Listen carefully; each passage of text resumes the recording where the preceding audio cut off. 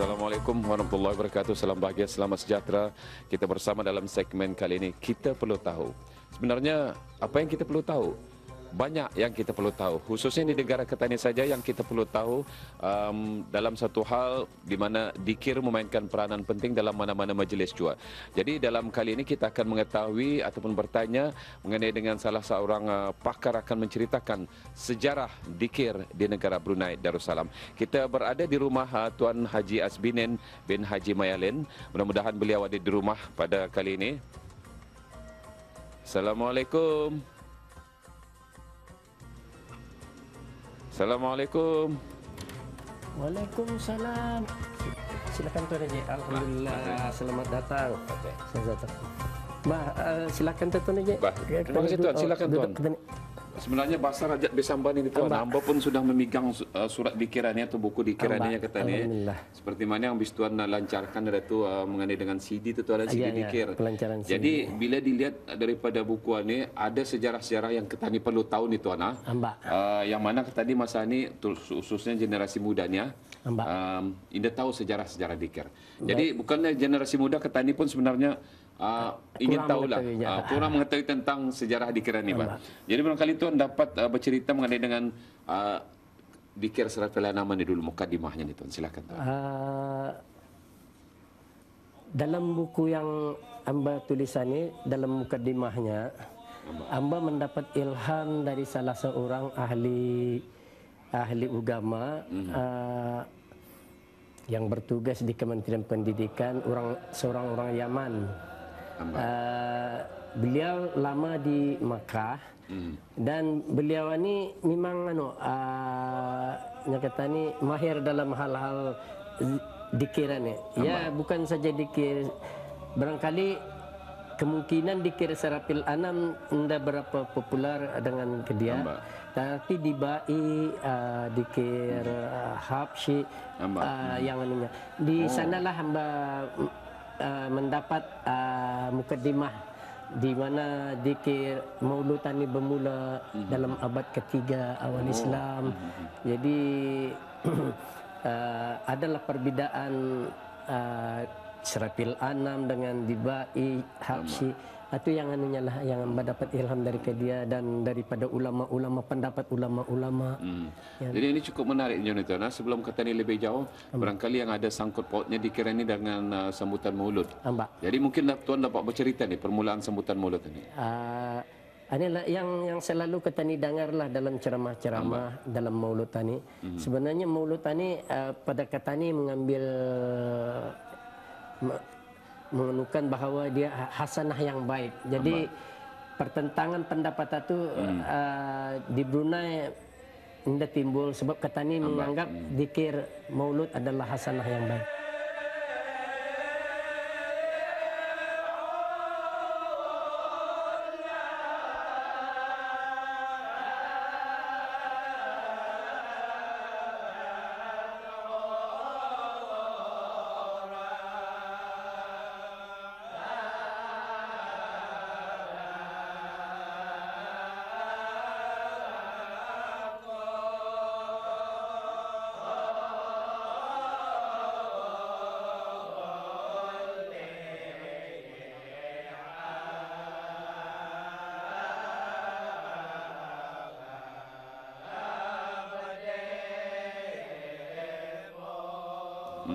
Jadi cukup banyaklah sejarah-sejarahnya dalam dikiran itu.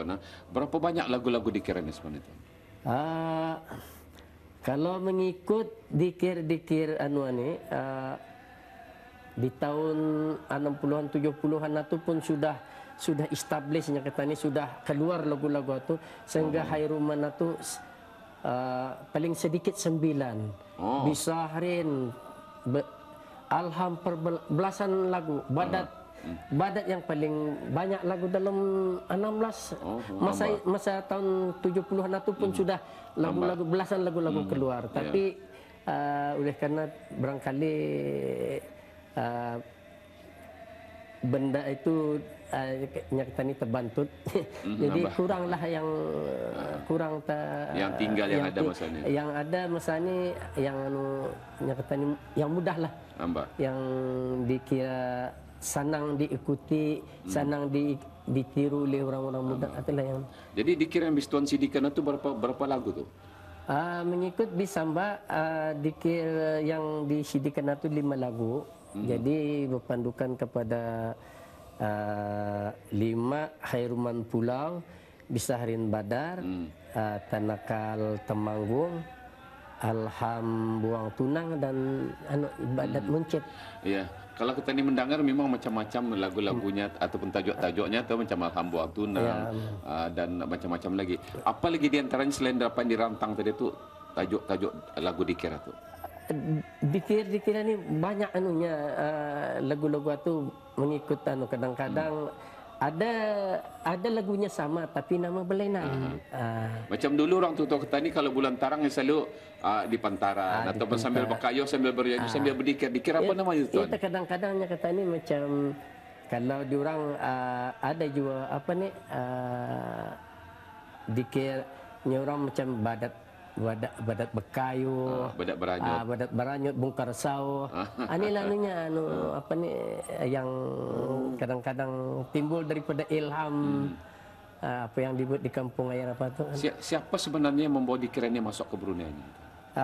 Itu yang mengikut cerita orang-orang tua-tua kata ni dahulu. Mungkin dapat dirantang yang nama-nama diambil lah orangnya daripada sumber cerita Datu Nini Bisamba. Ini banyaknya daripada orang Sambas lah. Kemudian manakala orang Brunei yang yang selalu merantau di kepulauan Pulau Borneo ni. Pulau Borneo, di ujung Pulau Borneo atau macam di ujung Sarawak itu ada banyak pulau sana. Di sanalah dia orang yang memperoleh digalakannya lagu-lagu seperti macam Liao Jaboh. Liao Jaboh Pelalin. Macam Leo Badar tu. Kebanyakan lagunya lagu pulau.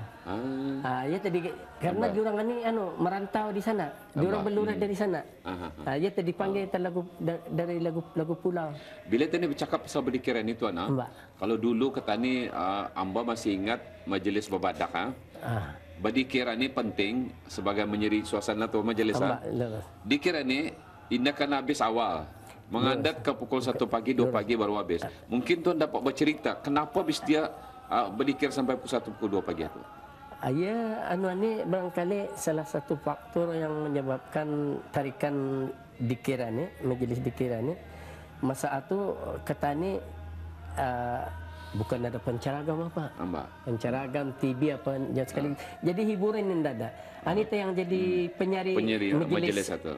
Satu kalau kan majlis satu ditunda sampai ke pukul 12, pukul 1. Jadi supaya yang hadir itu tidak terasa jemu lah. Amba pikir juga barangkali pedikir-pedikir kata itu menghayati barangkali. Jadi bis dia makin lama makin syok, makin panas ni. Satu keistimewaan orang-orang dulu. Diorang bukan berkumpulan, datangnya tidak berkumpulan. Kadang-kadang waktu majlis kahwin, majlis berdikir berbadak kata, datang dari 2-3 orang keluarga. Siapa sih yang pandai berdikir itu? Dari Sabah, kadang-kadang dari Lorong Sekuna, datang dari dari Bromping, berjumpa di sana. Masing-masing teman bukannya jadi kumpulan. Asal ada seorang dua saya membawai. Seorang dua saja jadi kumpulan melama tu, bukannya inilah satu keunikan itu. Dan barangkali bila kami bercakap mengenai dikiran ini, satu juga yang dapat kami lupakan, orang yang paling berminat dalam dikiran ini, almarhum Paduka Seri Begawan. Yang mana amba mendengar almarhum Paduka Seri Begawan kalau ia memanggil pembesar-pembesar negara, ahli-ahli masjid itu, imam-imam, pimpin pimpin khatib. Dia ni kan berdikir ni setiap malam di sana tu. Yang mana almarhum Paduka Seri Begawan itu macam seronok bah sebagai hiburannya di samping ibadah lah tu tuan. Kerana ini puji-pujian pada Rasulullah. Jadi barangkali tuan dapat bercerita sedikit mengenai perkara ini. Yang barangkali amba sendiri kurang tetapi berpendukan cerita macam Indung Patuan Bisamba pun orang bergalau-galau je pian-pian masjid. Jadi diorang ni memang dipanggil juga. Ya kadang-kadang almarhum ya kalau majlis satu nya kata ni majlis bertetapkan bah. Kalau malam ni membawa Hairuman dituntutnya bah. Ani sianuan yang baik ni yang bisa membawa anu-anu. Jadi kadang-kadang orang wanita yang dia tu. Arti kata lain, apa yang Amba dapat kesimpulan dari perkara ini, almarhumah itu mendengar malam-malam itu lain-lain lagu lah tu. Artinya ia akan sentiasa mengingat di samping di mana almarhumah ini orang pedikir sebenarnya ya. Ia pun tahu, ia mengetahui lagu itu kalau lagu sumbang mengikutnya nipihin. Kalau didapatinya lagu sumbang belum balik tu diulangi, surahnya ulangi balik. Diulangi lagi. Surahnya balik sehingga waktu tepat menepati anunya baru tahan. Artinya paduka almarhumah ini ia sendiri menghayati dan supaya anu tu sebenarnya indah hilang lah tu lagu-lagu tu membisaikan lah di samping itu samping menyerikan. Dan dari mana tuan sebenarnya blure cerita-cerita apa yang dibukukan ini tu? Amba ni banyak 4 daerah hamba jalani, termasuk dari Belait. Dari Belait keluarga Abang Haji Bujang. Kemudian di Tutong anak-anak murid Pihin Udana Laila seperti Bis Haji Gani, Haji Harun. Ini anak-anak muridnya saja ni. Dan di Brunei memang anulah dia macam di Sabah Haji Saad, Haji Idris, kemudian Tuan Haji Liman, Haji Jainal, dari Sungai Kedayan pun nambah mano. Jadi dari sumber-sumber diorang ini, diorang pun bertiti banyak katanya anu tu dari cerita orang tua. Jadi diorang pun indah mengikuti sejarah yang awal tahun abad ke-20. Tetapi diorang mendapat keterangan itu daripada Datu Nini diorang juga. Orang-orang sebelum itu itulah yang katanya pakai cerita turun temurun. Alhamdulillah. Jadi selaku orang yang berpengalaman dan juga banyak pemandai tentang dikir-dikiran itu, barangkali apa saranan tuan lah khususnya kepada generasi muda yang begitu berminat dalam dikir ini? Sebenarnya barangkali ya kepada generasi muda, hamba sendiri masih ingat pesanan yang amat mulia Pangeran Sriwijaya, Pangeran Haji Ahmad, yang mahukan belia-belia mengekalkan warisan ini. Warisan anita yang sebenarnya warisan yang bukan sanang pun dicari, sebab kalaupun ada orang berminat tapi orang yang menurunkan indah juga menjadi. Tapi dalam waktu sekarang ini orang yang kan ditulis pun ada, jadi apa salahnya orang belia-belia menulis sana ni? Inilah yang anunya lah. Alhamdulillah.